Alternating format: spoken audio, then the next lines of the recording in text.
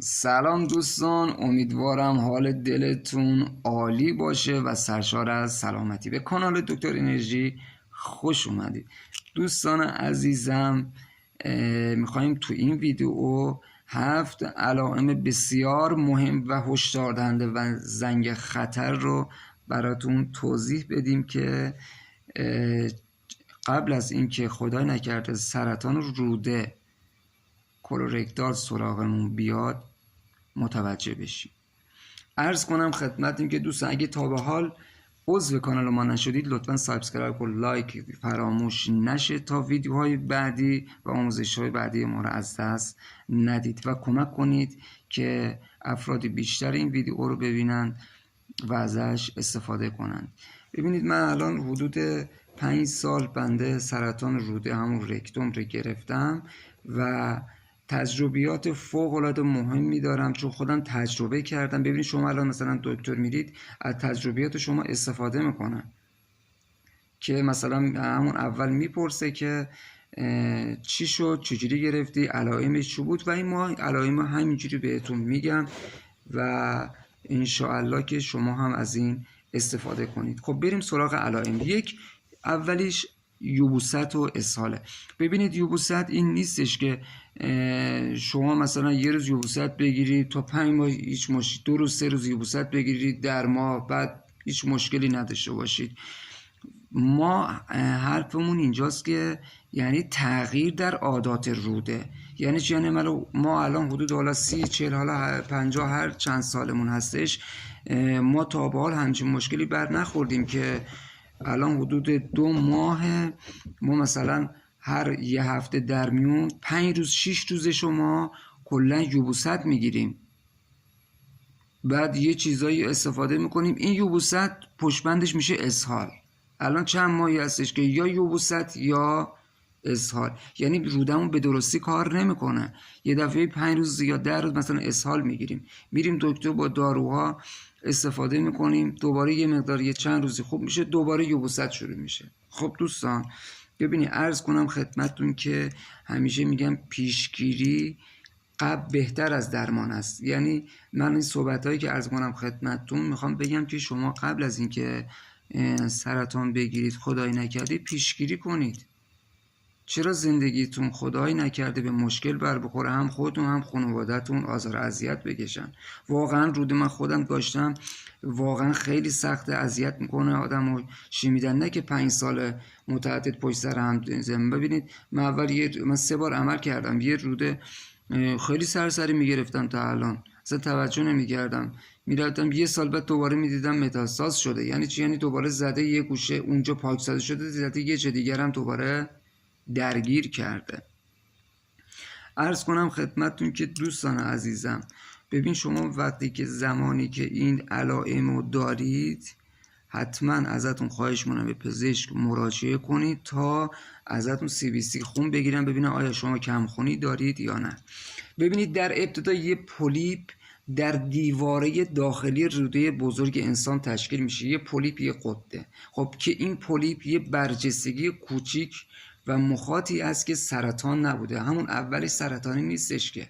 خب یه غده یه پولیپ کوچیکی هستش که اگر ما اینو پیشگیری نکنیم و درمانش نکنیم این بعدها به سرطان تبدیل میشه، به مرور زمان تبدیل به توده سرطانی میشه عزیزان. این چجوری میشه؟ یعنی از طریق خون و لنف به بخشهای دیگر بدن انسان سرایت میکنه.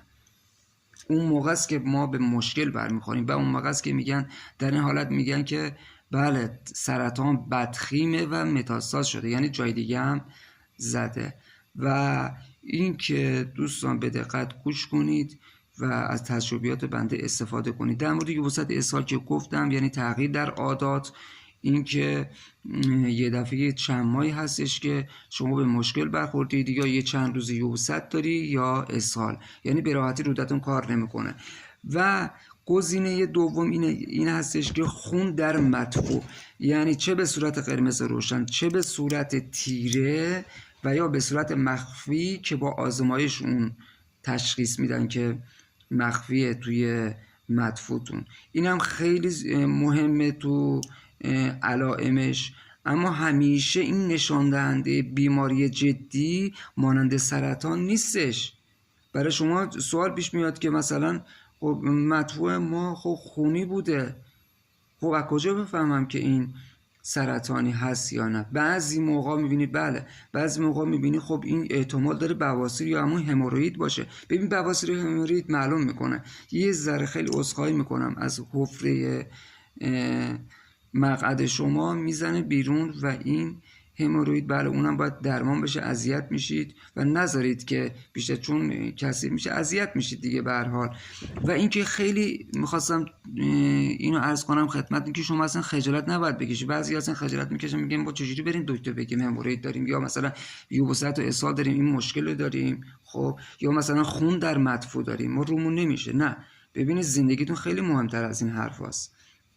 و عرض کنم خدمتتون که زمانی که هنگام خروج مدفوع ساویده میشه با اون قده سابیده میشه و با اون پولیپ خونی میشه. خیلی اگر شما هموروئید میدونید که هموروئید ندارید و حتما البته بابت هموروئید هم باید دکتر مراجعه کنید، ولی این که شما این مشکلاتی که عرض میکنم خدمتتون داشته حتما به دکتر مراجعه کنید. ساده نگیرید، واقعا سخته. من خیلی ساده باور کنید 1 سال طول کشید، من عذاب میکشیدم. ببینید مثلا پای راستم درد میکرد، لگنم درد میکرد. بعد زمانی که عذرخواهی میکنم خروج مدفوع واقعا اذیت میشدم، خونی بود و توجه نمیکردم، چیز عادی، چون برای من نه خودم نه خانوادم هیچ کدوم به این مشکل بر نمیخوردیم. و در این موقع است که شما رو دکتر هدایت میکنه به کولونوسکوپی و از شما بیوپسی انجام ده. بیوپسی چیه؟ یعنی اینکه یه مقدار از اون قده پولیپ برداشته میشه و به آزمایشگاه منتقل میشه که بدونه آیا این سرطانیه یا نه. بعد این عرضم باید ببینید یه لوله است از داخل مقعد، یه لوله بلندی از حدود 120 سانتی متر هستش که قابل انعطافه و دوربین به انتهای اون متصل شده و با اون دوربین میبینن که داخل روده شما پولیپ یا روده هست یا نه. پولیپ یا روده هست یا نه. سومیش باریک بودن مدفوع، یعنی مدفوع یعنی باریک از حد معمول. ببینید خیلی نازک مدفوع میاد بیرون. اگر در کانال خروجی رکتوم یعنی انتهای روده یا داخل همون اگر این پولیپو داشته باشیم، یه تومور احتمال داره زده باشه رودمون و زمانی که خروج از مدفوع خروج میکنه از روده، اون روده چون که پولیپ داره روده جلوی اون گشادی روده رو میگیره، روده باریک میشه و عرضم خدمتون مدفوع از حد معمول خودش باریک داره. اون زمانم واقعا یه مقداری که نه باید حتما دکتر مراجعه کنیم و درمان بشیم در این مورد. یعنی واقعا بسیار خطرناکه. البته نمیخوام شما رو بترسونم، ولی قبل از مبتلا به سرطان خب پیشگیری کنید. چرا پیشگیری وقتی که این علائم هست چرا پیشگیری نکنید؟ یعنی تشخیص زود هنگام. مثلا من خود بنده یک توده‌ای داشتم خب و این یک توده شده بود به 3 تا توده 3 سانتی تبدیل شده بود که متاسفانه خیلی اذیت شدن تو این مورد و شما به هیچ عنوان نذارید این کار انجام بشه. حتما به دکتر مراجعه کنید. و گزینه 4 کاهش وزن بدون دلیل. کاهش وزن بدون دلیل یعنی که نه رژیم یا ورزش سختی نگرفتیم، غذامون هم همون هستش، چرا باید یه دفعه‌ای میبینید تو چند ماه 20 کیلو 15 کیلو 10 کیلو ما از حد معمول خودمون لاغرتر شدیم؟ خب و این هم واقعا نیاز به دکتر هستش. البته عرض کنم خدمتتون که بیمارستان خیلی خوبه و آزمایش‌های متعددی میگیرن از شما و آخرش باید حتما بفهمن که این مشکلات شما چی هستش که شما مثلا به این مشکل برخوردید. و گزینه 5 درد شکم. من خود بنده درد شکم زیاد فوق العاده داشتم، دور نافم زیر نافم درد میکرد، واقعا خیلی اذیت میشدم، مخصوصا زمانی که من غذا استفاده میکردم مصرف میکردم، چون رودم خب قده اون پولیپو داشت اجازه نمیداد که رودم تخلیه بشه و شکم درد میگرفتم، اذیت میشدم. و گزینه ششم احساس خالی نشدن روده هستش.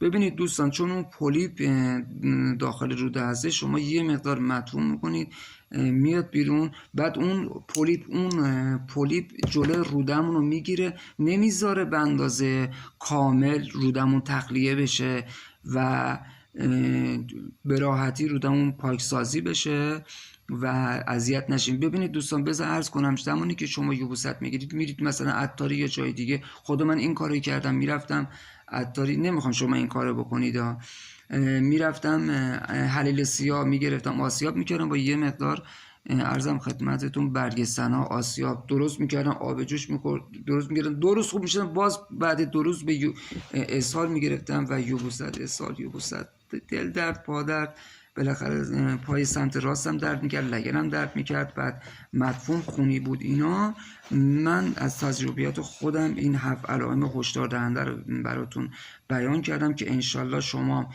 اگر یه موقع خودتون، خانواده‌تون، دوستاتون همچین مشکلی برخوردن، حتما بگید به دکتر مراجعه کنند و حتما به بیمارستان مراجعه کنند، نه اینکه این مطلب رو مثلا برید با یه دارو خیلی ساده بگید که مثلا رفع شده، فردا خدای نکرده به مشکلات بیشتری مواجه بشید و اذیت بشید.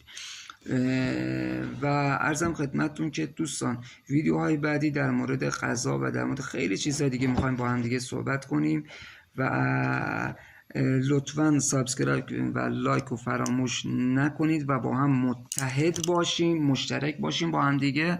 و تجربیات من که یه بیمار سرطانی بودم میخوام استفاده کامل از من ببرید و انشالله که شما هم هیچ موقع به این درد من مبتلا نشید. لطفاً سابسکرایب و لایک فراموش نشه تا ویدیوهای بعدی منو ببینید و افراد بیشتری هم کمک میکنید در این مورد که خدای نکرده به این بیماری مبتلا نشن. تا فردا، تا ویدیو بعدی بدرود. انشالله که همیشه تنتون سالم و سرشار از سلامتی برای خودتون، خانوادتون باشه و آرزومندم. دوستتون دارم، میبوسمتون، دورادور، مواظب خودتون و خانوادتون باشید.